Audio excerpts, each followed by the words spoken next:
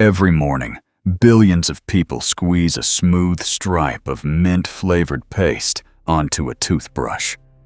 It feels clean, modern, and completely ordinary. But the history hiding inside that little tube is anything but ordinary. For thousands of years, humans tried to clean their teeth with ashes, crushed shells, powdered bones, charcoal, brick dust, soap, and substances so strange that most people today would refuse to put them anywhere near their mouths. And in the 20th century, one company even sold toothpaste containing radioactive material. So how did tooth cleaning evolve from painful powders and dangerous experiments into the familiar paste sitting in your bathroom today? Long before modern dentists, tooth decay was already a serious problem. Ancient diets contained less processed sugar than ours, but food was often contaminated with grit from stone grinding tools. Tiny particles of sand and rock entered bread and slowly wore down the enamel. Without fillings, antibiotics, or safe surgery, an infected tooth could cause years of pain. In severe cases, the infection could spread through the body and become life-threatening. People desperately needed a way to remove food, stains, and terrible smells, even though they did not understand bacteria, plaque, or the real causes of tooth decay. Some of the earliest known tooth cleaning recipes came from ancient Egypt. The Egyptians valued personal cleanliness, and dental mixtures appeared thousands of years before the modern toothbrush. Early powders could contain burned eggshells, crushed pumice, ashes, salt, and aromatic ingredients such as myrrh. These materials were abrasive. They could physically scrape food and stains from the surface of a tooth. Unfortunately, they could also scrape the tooth itself. Imagine rubbing a mixture of sand, stone, burned shells, and ash across your enamel every morning. Your teeth might appear cleaner at first, but over time, the protective surface could become thinner and more sensitive. A later Egyptian recipe, written during the 4th century, called for rock salt, mint, pepper, and dried iris flower. The ingredients were crushed into a powder and mixed with saliva, creating a primitive form of toothpaste. The mint may have improved the smell, but the salt, pepper, and rough particles could seriously irritate the gums. A modern dentist once recreated the ancient mixture. He reported that his mouth felt surprisingly fresh and clean afterward, but the recipe also made his gums bleed. Even so, compared with some of the mixtures that came later, the Egyptian formula may have been surprisingly effective. The ancient Greeks and Romans also experimented with tooth powders. Historical recipes included crushed bones, oyster shells, charcoal, and other abrasive materials. White teeth were associated with beauty, health, and social status. Wealthy citizens wanted bright smiles, and people were willing to place almost anything in their mouths if someone promised it would remove stains. Some historical accounts even describe urine being used as a mouth rinse or whitening treatment. As urine ages, bacteria break it down and create ammonia, a chemical with powerful cleaning properties. To someone obsessed with white teeth, the disgusting smell may have seemed like a reasonable price for a brighter smile. In ancient China and India, people developed their own oral care traditions. Herbal powders, salt, aromatic plants, and chewing sticks were used to clean teeth and improve breath. A fibrous twig could be chewed until one end became soft and brush-like. This created a simple cleaning tool that worked without a separate toothbrush or tube of paste. These methods were not identical to modern dentistry, but they recognized something important. Teeth usually lasted longer when they were cleaned regularly. After the fall of Rome, dental care in Europe became inconsistent. Most people relied on whatever was available inside their homes. Salt, charcoal, herbs, cloth, and homemade powders were rubbed onto teeth. Toothaches were often ignored until the pain became unbearable.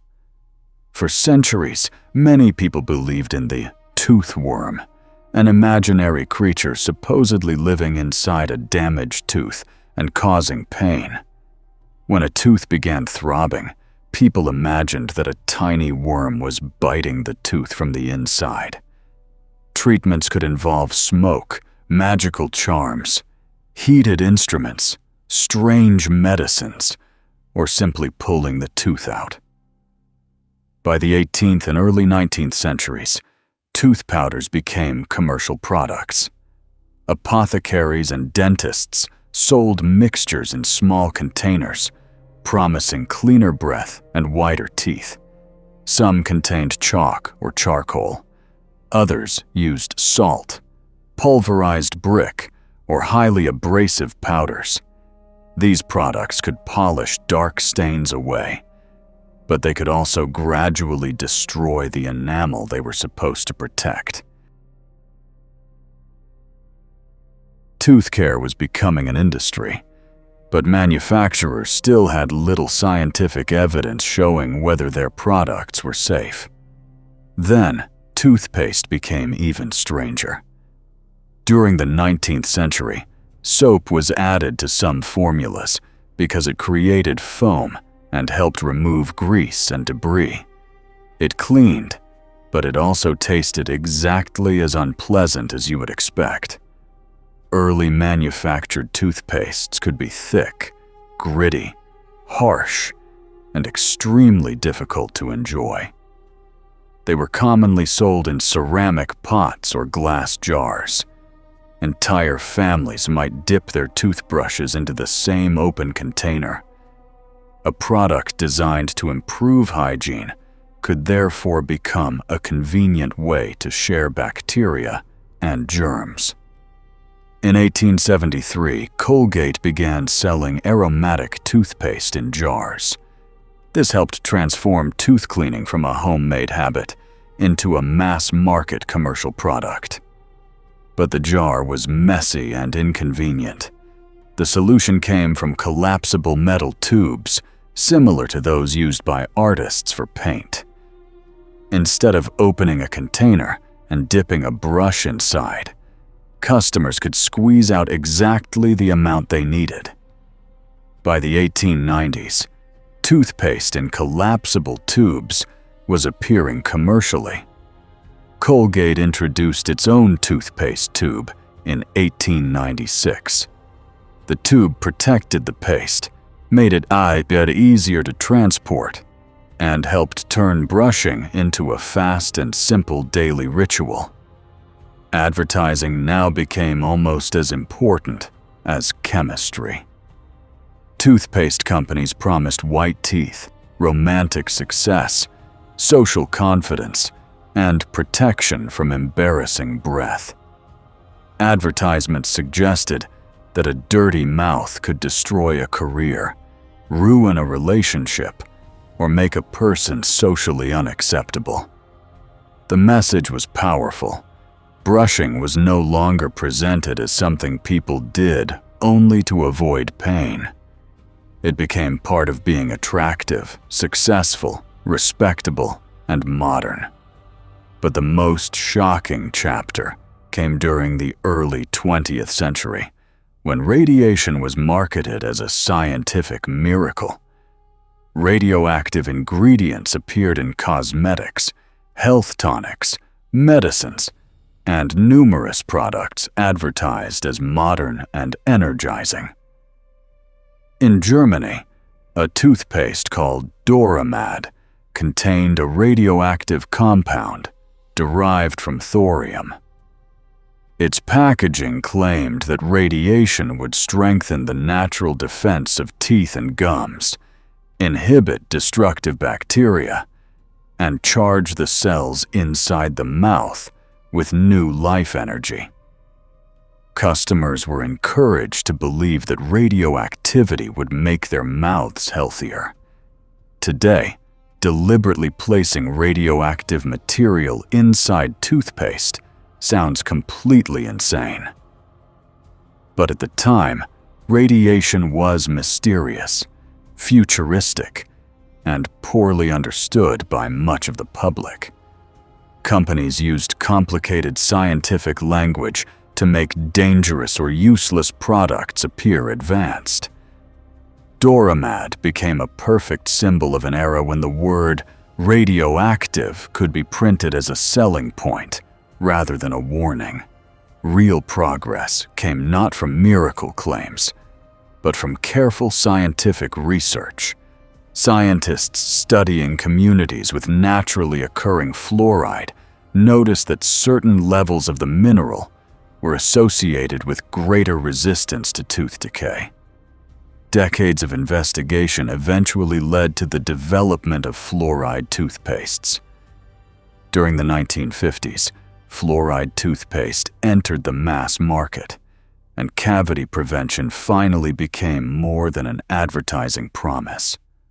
Fluoride helps strengthen enamel and can support the repair of the earliest stages of tooth decay. Modern toothpaste is now a carefully balanced product. Abrasives help remove stains and plaque, but they are designed to be far safer than crushed stone, brick, or oyster shells. Humectants prevent the paste from drying out. Detergents create foam. Flavorings make brushing pleasant. Fluoride helps prevent cavities, while specialized formulas may target sensitivity, tartar, stains, or gum problems. The tube looks simple, but the product inside is the result of thousands of years of experimentation, pain, marketing, failure, and scientific discovery. And toothpaste is still changing. Plastic waste, recyclable packaging, toothpaste tablets, new mineral formulas, and debates over ingredients are pushing companies to redesign a product that most people rarely think about. Yet the basic goal remains exactly the same as it was in ancient Egypt. Remove dirt, improve the smell, protect the teeth, and avoid the nightmare of tooth pain. So the next time you brush your teeth, remember what humanity tested before reaching that clean stripe of mint paste. Burned eggshells, pumice, crushed bones, oyster shells, charcoal, brick dust, soap, shared glass jars, and even radioactivity. The history of toothpaste is not simply the story of better hygiene. It is the story of how humans repeatedly placed terrible things inside their mouths, hoping that one of them might finally save their smile.